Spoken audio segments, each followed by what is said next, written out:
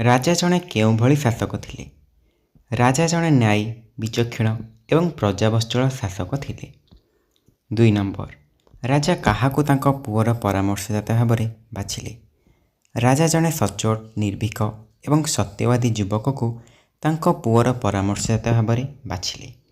3 number, ରାଜା କେଉଁମାନଙ୍କୁ ପ୍ରଶ୍ନ ପଚାରିଲେ? ରାଜା ତାଙ୍କ ରାଜସଭାର ପାରିଷଦମାନଙ୍କୁ ଏବଂ ସେହି ଯୁବକକୁ ପ୍ରଶ୍ନ ପଚାରିଲେ। 4 ନମ୍ବର, ଯୁବକ ଜଣକ ନୀରବ ଥିଲେ କାହିଁକି? ରାଜା ଦେଇଥିବା ହୀରାଟି ନକଲି ଥିବାରୁ ଏବଂ ଅନ୍ୟମାନଙ୍କ ଭଳି ମିଛ ପ୍ରଶଂସା କରିବାକୁ ଚାହୁଁନଥିବାରୁ ଯୁବକ ଜଣକ ନୀରବ ଥିଲେ। ରାଜା ଯୁବକଙ୍କ ଉପରେ କାହିଁକି ଖୁସି ହେଲେ? ଯୁବକଙ୍କ ସଚ୍ଚୋଟପଣିଆ, ସତ୍ୟବାଦିତା ଏବଂ ନିର୍ଭୀକ ଭାବରେ ସତ କହିବାରୁ ରାଜା ତାକୁ ଦେଖି ବହୁତ ଖୁସି ହେଲେ। 6 ନମ୍ବର, ପାରିଷଦମାନଙ୍କୁ ମହାରାଜ ଶେଷରେ କ'ଣ କହିଲେ? ମହାରାଜ ଶେଷରେ ପାରିଷଦମାନଙ୍କୁ କହିଲେ ଯେ ସେମାନେ କେବଳ ରାଜାଙ୍କୁ ପ୍ରଶ୍ନ କରିବା ପାଇଁ ମିଛ ପ୍ରଶଂସା କରୁଛନ୍ତି, ଯାହା ଜଣେ ପାରିଷଦ ପାଇଁ ଉଚିତ ନୁହେଁ। ଯୁବକ ଜଣଙ୍କୁ ରାଜା ଅସଲି ହୀରା କାହିଁକି ଦେଲେ? ନା, ଯୁବକ ସଚ୍ଚୋଟପଣିଆ ଓ ସତ୍ୟନିଷ୍ଠାର ପୁରସ୍କାର ସ୍ୱରୂପ ରାଜା ତାଙ୍କୁ ଅସଲି ହୀରା ଦେଲେ। 8 ନମ୍ବର, ପାରିଷଦମାନଙ୍କୁ ରାଜା ନକଲି ହୀରା ଦେବାର କାରଣ କ'ଣ? ନା, ପାରିଷଦମାନଙ୍କ ମଧ୍ୟରେ କିଏ ପ୍ରକୃତରେ ସଚ୍ଚୋଟ ଏବଂ କିଏ କେବଳ ଚାଟୁକାର ତାହା ପରୀକ୍ଷା କରିବା ପାଇଁ ରାଜା ସେମାନଙ୍କୁ ନକଲି ହୀରା ଦେଇଥିଲେ। ବିପରୀତ ଅର୍ଥବୋଧକ ଶବ୍ଦ ଲେଖିବା। ପୁରୁଣା, ପୁରୁଣାର ନୂଆ, ଦୁଃଖର ସୁଖ, ଉପସ୍ଥିତିର ଅନୁପସ୍ଥିତ, ସନ୍ଦେହର ନିଃସନ୍ଦେହ। 2 ନମ୍ବର ଦେଖିବା। ରାଜା ପାରିଷଦମାନଙ୍କୁ ସମ୍ବୋଧନ କରି କେଉଁ ପ୍ରଶ୍ନ ପଚାରିଲେ? ରାଜା ପାରିଷଦମାନଙ୍କୁ ସମ୍ବୋଧନ କରି ହୀରାଟି କେମିତି ଦେଖାଯାଉଛି ଏବଂ ଏହାର ମୂଲ୍ୟ କେତେ ହେବ ବୋଲି ପ୍ରଶ୍ନ ପଚାରିଥିଲେ। ପାରିଷଦମାନେ କ'ଣ ଶିକ୍ଷା ପାଇଲେ? ପାରିଷଦମାନେ ଶିକ୍ଷା ପାଇଲେ ଯେ କାହାକୁ ପ୍ରସନ୍ନ କରିବା ପାଇଁ ମିଛ ପ୍ରଶଂସା କିମ୍ବା ଚାଟୁକାରିତା କରିବା ଉଚିତ ନୁହେଁ। ସବୁବେଳେ ସତ୍ୟ ଏବଂ ସଚ୍ଚୋଟତାର ସହ କାର୍ଯ୍ୟ କରିବା ଉଚିତ। ଏହି ପାଠରୁ ଆମେ କେଉଁ ଶିକ୍ଷା ପାଇଲେ? ନା, ଏହି ପାଠରୁ ଆମେ ଶିକ୍ଷା ପାଇଲୁ ଯେ ପରିସ୍ଥିତି ଯାହା ବି ହେଉନା କାହିଁକି ଆମକୁ ସବୁବେଳେ ନିର୍ଭୀକ ହୋଇ ସଚ୍ଚୋଟ ଓ ସତ୍ୟବାଦୀ ରହିବା ଉଚିତ। 1 ନମ୍ବର, ସର୍ଟ କ୍ୱେଶ୍ଚିନ୍ ଦେଇ ଦେଖ। ବୃଦ୍ଧ ରାଜାଙ୍କର କେତେ ଜଣ ପୁଅ ଥିଲେ? ଜଣେ, 2 ଜଣ, 3 ଜଣ, 4 ଜଣ। ବୃଦ୍ଧ ରାଜାଙ୍କର ଜଣେ ହିଁ ପୁତ୍ର ଥିଲେ। ଏପରେ ଆନ୍ସର କହିଦେଉଛି, ଖାଲି ଶୁଣ। ରାଜା ତାଙ୍କ ପୁଅ ପାଇଁ କ'ଣ ଖୋଜୁଥିଲେ? ପରାମର୍ଶଦାତା।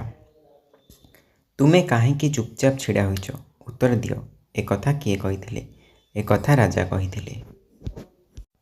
ମହାରାଜ, ଆମକୁ କ୍ଷମା କରନ୍ତୁ, ଆମର ଭୁଲ ହୋଇଛି। ଏକଥା କିଏ କହିଥିଲେ? ଏକଥା ପାରିଷଦମାନେ କହିଥିଲେ। ରାଜା ଅସଲି ସୁନା କାହାକୁ ଦେଇଥିଲେ? ରାଜା ଅସଲି ସୁନା ଯୁବକକୁ ଦେଇଥିଲେ। କିଏ ବଡ଼ ବଳବାନ? ନା, ସମୟ ବଡ଼ ବଳବାନ। ଆସ ନିମ୍ନରେ ଦିଆଯାଇଥିବା ଶବ୍ଦଗୁଡ଼ିକୁ ସେମାନଙ୍କର ଉପଯୁକ୍ତ ଅର୍ଥ ସହିତ ମେଳ କରିବା। ରାଜା, ରାଜାର ନୃପତି, ପୁଅର ପୁତ୍ର, ଦିନର ଦିବସ, ଆନନ୍ଦର ଖୁସି। ପାଠ୍ୟରୁ 4ଟି ଚିତ୍ର ନିମ୍ନରେ ଦିଆଯାଇଛି। ଆସ ସେଗୁଡ଼ିକର ନାମ ଲେଖିବା। ପ୍ରଥମ ଚିତ୍ର କ'ଣ ଦେଇଛି? ନା, ବାମ ପଟେ ରାଜା ବସିଛନ୍ତି। ଦ୍ୱିତୀୟ ଚିତ୍ରରେ ଦେଖ, ନା ମଝିରେ କ'ଣ ଅଛି? ଏଇଠି ଯେଉଁ ପାରିଷଦ ବର୍ଗ କିମ୍ବା ଯେଉଁ ଡାକିଥିଲେ ରାଜା ତାଙ୍କ ରାଜସଭାକୁ, ସେଇଟା। ଆଉ ତୃତୀୟରେ କ'ଣ? ନା, ଡାହାଣ ପଟେ ଯୁବକ ଠିଆ ହୋଇଛି। ଚତୁର୍ଥ ଚିତ୍ର ତଳେ ରାଜା ସିଂହାସନରେ ଥୁଆ ହୋଇଛି। 7 ନମ୍ବର, ରାଜା ଦରବାରରେ କେଉଁମାନେ ଥାଆନ୍ତି? ନା, ରାଜାଙ୍କ ଦରବାରରେ ରାଜା, ମନ୍ତ୍ରୀ, ପାରିଷଦ ବର୍ଗ, ସେନାପତି, ଦ୍ୱାରପାଳ ଓ ରାଜଗୁରୁ। 8 ନମ୍ବର, ମନରୁ ଗପଟି 10 ଧାଡ଼ିରେ ଲେଖି ଶିକ୍ଷକ ଓ ଶିକ୍ଷୟିତ୍ରୀଙ୍କୁ ଦେଖାଅ। ତ ମୁଁ ଗୋଟେ ଗପଟେ କହୁଛି, ତୁମକୁ ଯଦି ଭଲ ଲାଗିଲେ ଲେଖିବ, ନା ନିଜ ମନରୁ ଲେଖିବ। ସଚ୍ଚୋଟ କାଠୁରିଆ।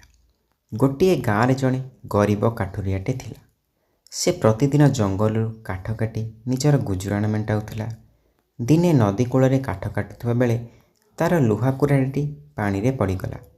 କୁରାଢ଼ୀଟି ହରାଇ କାଠୁରିଆଟି ମନ ଦୁଃଖରେ ନଦୀ କୂଳରେ ବସି କାନ୍ଦିବାକୁ ଲାଗିଲା। ତା'ର କାନ୍ଦ ଶୁଣି ନଦୀରୁ ଜଳଦେବତା ପ୍ରକଟ ହେଲେ।